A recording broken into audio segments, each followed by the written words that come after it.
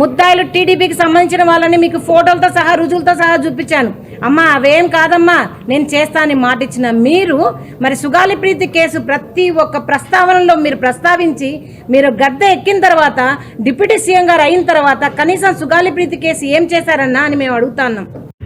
అందరికీ నమస్కారం. వైఎస్ జగన్మోహన్ రెడ్డి ఈ రాష్ట్రానికి చాలా చేశారు, కానీ చేసింది ఏది కూడా చెప్పుకోలేకపోయారు. ఎంతో మంచి చేసినప్పటికీ కూడా దాన్ని ప్రజెంట్ చేయటంలో కొంచెం విఫలమయ్యారని చెప్పాలి. దీనికి ముఖ్య కారణం ప్రధానంగా మీడియా, సరైనటువంటి మీడియా లేకపోవటం, సరైనటువంటి సోషల్ మీడియా సహకారం కూడా లేకపోవటం, ఉన్న మీడియా ఏది కూడా ఆయన కవర్ చేయకపోవటం ప్రధానంగా ఇటువంటి అంశాలను కొద్దిగా ప్రభావితం చేశాయని చెప్పుకోవాలి. ఈ మాట ఎందుకు చెప్పాల్సి వస్తుందంటే, ఈరోజు సుగాలి ప్రీతి తల్లి యొక్క ప్రెస్ మీట్ ఆలకిస్తే ఈ రాష్ట్రానికి మహిళల యొక్క భద్రత పట్ల, మహిళల పట్ల ఎంత చిత్తశుద్ధి ఉందో తెలుస్తుంది. సుగాలి ప్రీతి తల్లి ఈరోజు ప్రెస్ మీట్ పెట్టి ఆవిడ చెప్తున్నటువంటి మాటలు కానీ, ఆవిడ పవన్ కళ్యాణ్ ప్రశ్నిస్తున్నటువంటి విధానం కానీ, అంటే ఈ రాష్ట్రంలో జనసేన పార్టీ అధ్యక్షుడు పవన్ కళ్యాణ్ మీరు సుగాలి ప్రీతి కేసును అడ్డు పెట్టుకుని కేవలం ఈరోజు ముఖ్యమంత్రి అయ్యారన్నట్టుగా ఆవిడ చేస్తున్నటువంటి విమర్శలు ఇది మామూలు విషయం కాదు.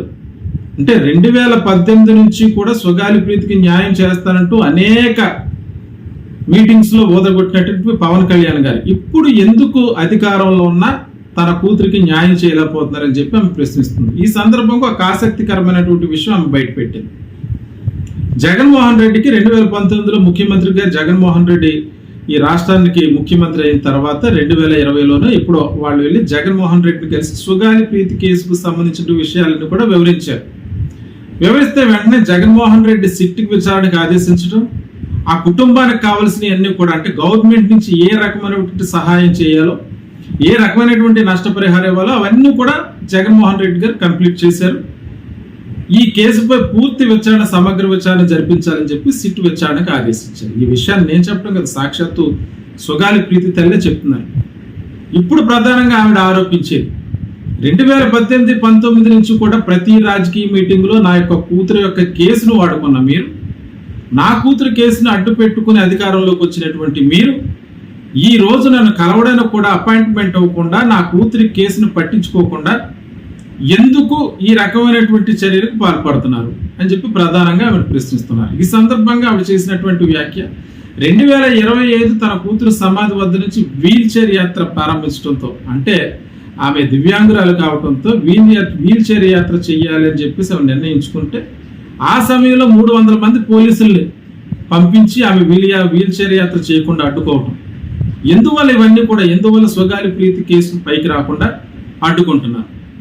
ఈ కేసుకు సంబంధించి ప్రధానంగా ఇది ఎప్పుడు జరిగింది? జగన్మోహన్ రెడ్డి గారి అధికారంలో ఉన్నప్పుడు జరిగింది కాదు. ఇది 2017లో జరిగినటువంటి సంఘటన. అప్పటికి రాష్ట్రంలో ముఖ్యమంత్రిగా ఉన్నది ఎవరు? చంద్రబాబు నాయుడు గారు ముఖ్యమంత్రిగా ఉన్నారు. అదే కూటమి ప్రభుత్వంలో పవన్ కళ్యాణ్ గారు అధికారంలో లేకుండా పరోక్షంగా చంద్రబాబు నాయుడు గారితో జతకట్టి ఉన్నారు.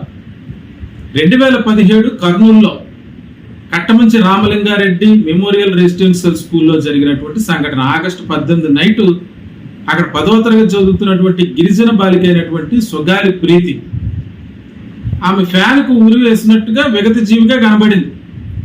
మొదట ఇది ఆత్మహత్య అని చెప్పి అందరూ అనుకున్న కుటుంబ సభ్యుల యొక్క అనుమానంతో దీని వెనకాల ఏదో కుట్ర కోణం ఉంది, ఆమెపై లైంగిక దాడి చేసి తర్వాత హత్య చేసి దీన్ని ఆత్మహత్యగా చిత్రీకరించే ప్రయత్నం చేస్తున్నారు అన్నట్టుగా అప్పుడు సుగాలి ప్రీతి కుటుంబ సభ్యులందరూ చేసినటువంటి పోరాటం. ఆ సందర్భంగా అనేక గిరిజన సంఘాలు, విద్యార్థి సంఘాలు ఇవన్నీ కూడా రాష్ట్రంలో అనేక పోరాటాలు చేసి నిరసన ప్రదర్శనలు చేస్తే అప్పుడు పోలీసులు కేసు నమోదు చేసి ఆ స్కూల్ కరెస్పాండెంట్ని, ఆ స్కూల్ కరెస్పాండెంట్ 2 కుమారులు కూడా అదుపులో తీసుకోవడం జరిగింది. తర్వాత వాళ్ళు బెయిల్పై వచ్చేసారు. అయితే అప్పటి నుంచి కూడా ఈ దర్యాప్తు పట్ల పూర్తిగా నమ్మకం లేనటువంటి సుగాలి ప్రీతి తల్లి ఆమె దివ్యాంగురాలైనప్పటికీ న్యాయం చేస్తానని చెప్పి పవన్ కళ్యాణ్ హామీ ఇవ్వడంతో పదే ఆయన చుట్టూ తిరుగుతూ ఆయన చెప్పింది అలా చేసింది, నీ ఢిల్లీ వరకు వెళ్ళి అవసరమైతే సిబిఐ ఎంక్వైరీ చేసి దోషులను కఠినంగా శిక్షిస్తాను, నన్ను నమ్మండి అంటూ చెప్పినటువంటి పవన్ కళ్యాణ్ యొక్క వాగ్దానాలు. తాను అధికారంలోకి వచ్చిన వెంటనే మొట్టమొదట ఛేదించేటువంటి కేసు సుగాలి ప్రీతిదే అని చెప్పి ఆయన చెప్పినటువంటి మాటలు రాజకీయ వేదికగా సుగాలి ప్రీతిని అడ్డు పెట్టుకుని చేసినటువంటి వ్యాఖ్యలు. వీటన్నిటి నేపథ్యంలో ఈరోజు వాళ్ళు అధికారంలోకి వచ్చిన తర్వాత ఆయన ఉప ముఖ్యమంత్రిగా ఉన్న తర్వాత కనీసం సుగాలి ప్రీతి తల్లికి కలవడానికి కూడా అపాయింట్మెంట్ ఇవ్వకుండా జనసేన వేరే మహిళలతోటి మరి కొంతమంది నాయకులతోటి ఆమెను బెదిరించే ప్రయత్నం. ఎక్కడో కర్నూలు నుంచి ఒకసారి ఆమె బయలుదేరి పార్టీ ఆఫీస్కి వెళ్తే ఆయన కలవాలంటే అపాయింట్మెంట్ ఇచ్చి అప్పుడులో జరిగినట్లకి వీటికి ఇప్పుడు ఆధారాలు లేవు, ఏమీ చేయలేము, జరిగిన దానికి ఆధారాలు లేకపోతే నేను మాత్రం ఏం చేయగలను, ఆ ఆధారాలు నేను కానీ సేకరించగలను అన్నట్టుగా వ్యంగ్యంగా మాట్లాడటం. ఆయన సేకరించవలసిన అవసరం ఉంది. ఆయన కేసుపై సమగ్ర దర్యాప్తు చేయాలని చెప్పి అప్పుడు ఉన్నటువంటి అధికారులను అందరినీ కూడా ఆదేశిస్తే ఎంక్వైరీ జరుగుతుంది కదా, పూర్తి స్థాయిలో దర్యాప్తు జరుగుతుంది. ఎందుకంటే ఉప ముఖ్యమంత్రిగా ఉన్నారు కదా. అటువంటిది పోయి మరి ఈరోజు మేము ఏమీ చేయలేమన్నట్టుగా ఆయన చేసినటువంటి వ్యాఖ్యల పట్ల ఆమె నిరసన తెలియజేస్తూ మళ్ళీ తన యొక్క వీల్చైర్ యాత్రను ప్రారంభించాలని చెప్పి ఈరోజు ప్రెస్ మీట్ వేదికగా ఆమె పవన్ కళ్యాణ్పై ప్రధానంగా విమర్శలు గుర్తించారు. వాస్తవానికి ఆ సిట్టు విచారణ జగన్మోహన్ రెడ్డి వేసినటువంటి సిట్టు విచారణ తర్వాత వచ్చినటువంటి రిపోర్ట్లన్నా బయట పెట్టండి అని చెప్పేసి ఆమె అడుగుతుంది. అప్పుడు వచ్చినటువంటి సిడిఎఫ్టి రిపోర్ట్స్లో డిఎన్ఏ ట్రేస్ అయ్యింది. అది ఎవరిది ఏటన్నది బయట పెట్టాలంటే నువ్వు రెడ్డివి కదా, నువ్వు వెళ్ళి జగన్మోహన్ రెడ్డి దగ్గర తేల్చుకున్నట్టుగా నన్ను బయటికి నెట్టు వేస్తున్నారు. ఇప్పుడు ఈరోజు నన్ను ఎందుకు కావాలని భయపెడుతూ ఈ కేసు విషయంలో నోరెత్తకుండా నాపై ఒత్తిడి తీసుకొస్తున్నారు. ఈ కూటమి ప్రభుత్వం వచ్చిన తర్వాత న్యాయం జరుగుతుంది అనుకుంటే న్యాయం చేస్తానన్నటువంటి పవన్ కళ్యాణ్ ప్రధానంగా నన్ను బెదిరించే విధంగా జనసేన పార్టీలో ఉన్నటువంటి మహిళలను రెచ్చగొట్టడం, కొంతమంది నాయకులు రెచ్చగొట్టి మాపై దుర్భాషలు ఆడించడం, ఇవన్నీ చేస్తున్నారని చెప్పేసి ఆమె ప్రధానంగా పవన్ కళ్యాణ్పై ఆరోపణలు గుర్తించారు. వాస్తవానికి దీని పట్ల పవన్ కళ్యాణ్ ఏ విధంగా స్పందిస్తారంటే నిన్న మొన్నట్లో ప్రొఫెసర్ నాగేశ్వర్ గారు చేసినటువంటి కామెంట్ పట్ల తీవ్రంగా స్పందించినటువంటి వ్యక్తి. ఈ రాష్ట్రంలో అదే సమయంలో ఏ సోర్సు లేకుండా ప్రొఫెసర్ నాగేశ్వర్ ఇటువంటి వ్యాఖ్యలు ఎలా చేస్తారంటూ ప్రశ్నించినటువంటి వ్యక్తి. ఈయన 2019లో జగన్మోహన్ రెడ్డి గారు అధికారంలో ఉన్నప్పుడు మహిళ వాలంటీర్ల వల్ల 30,000 మంది మహిళలు ఈ రాష్ట్రంలో కనిపించకుండా పోయారంటూ ఏ సోర్స్ తోటి మాట్లాడారు. వాటిలన్నిటికీ కూడా సమాధానం చెప్పాలి కదా. పోనీ వాటి సంగతి ఎలాగున్నా ఇప్పుడు తను న్యాయం చేస్తానన్నటువంటి సుగాలి ప్రీతి యొక్క కేసు 2017 నుంచి కూడా అన్యాయమైనటువంటి ఒక గిరిజన బాలిక, 17 ఏళ్ల మైనర్ బాలిక, ఆమె విషయంలో నేను న్యాయం చేయకపోతే మిగిలిన ఆడవాళ్ళకి ఏ విధంగా న్యాయం చేయగలరు? ఆధారాలు నేను సేకరించగలనని ప్రశ్నించే వ్యక్తి ఆధారాలు సేకరించాలి, సమగ్రమైన దర్యాప్తు జరిపించాలి, ఆ పాత రిపోర్ట్లన్నీ బయటకు తీయండి, పూర్తి ఎవిడెన్స్తో దోషులను శిక్షించాలని చెప్పాల్సింది పోయి నేను ఏమీ చేయలేనంటే ఆమె బయటికి నెట్టేసింది కాకుండా ఇప్పుడు తన పార్టీలో ఉన్న వాళ్ళపై ఆమెపై దాడి చేస్తున్నారంటూ ఆమె చేస్తున్నటువంటి వ్యాఖ్యలు. ఈ సందర్భంగా ఆయన యొక్క వైఖరి నిరసిస్తూ ఆమె మళ్ళీ వీల్చైర్ యాత్ర ప్రారంభించాలని చెప్పేసి అనుకుంటున్నారు. అయితే ఈ విషయంలో ప్రధానంగా ఇక్కడ జగన్మోహన్ రెడ్డి గురించి చెప్పుకోవాల్సింది, ఏ ఆడపిల్లకి అన్యాయం జరిగినా ఇమీడియట్గా రెస్పాండ్ అయ్యారు జగన్మోహన్ రెడ్డి గారు.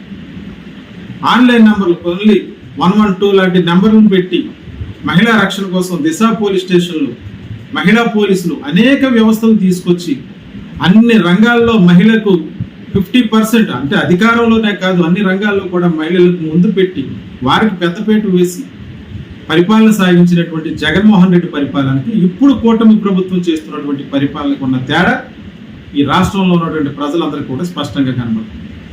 ఈ రోజు ప్రెస్ మీట్ వేదికగా ఏ ప్రశ్నలు అయితే అడిగిందో సుగాలి ప్రీతి తల్లి వీటన్నిటికీ పవన్ కళ్యాణ్ గారు సమాధానం చెప్పగలరా అంటే నిన్న ప్రొఫెసర్ నాగేశ్వర్ గారు చేసినటువంటి వ్యాఖ్యలకి మీడియా సాక్షిగా నిన్న రాజమండ్రి పార్లమెంట్ జనసేన పార్టీ సమావేశంలో దానిపై స్పందించినటువంటి పవన్ కళ్యాణ్ గారు ఈ రోజు తన రాజకీయంగా ముందుకు వెళ్ళడానికి తన కూతురి యొక్క కేసును వాడుకుంటున్నారు, అది వాడుకుని ఈ రోజు ఆయన ఉప ముఖ్యమంత్రి అయ్యారన్నట్టుగా సుగాలి ప్రీతి తల్లి చేస్తున్నటువంటి వ్యాఖ్యలకి ఏ విధమైనటువంటి సమాధానం ఇస్తారో, దీనిపై ఏ విధంగా స్పందిస్తారన్నది వేచి చూడాలి.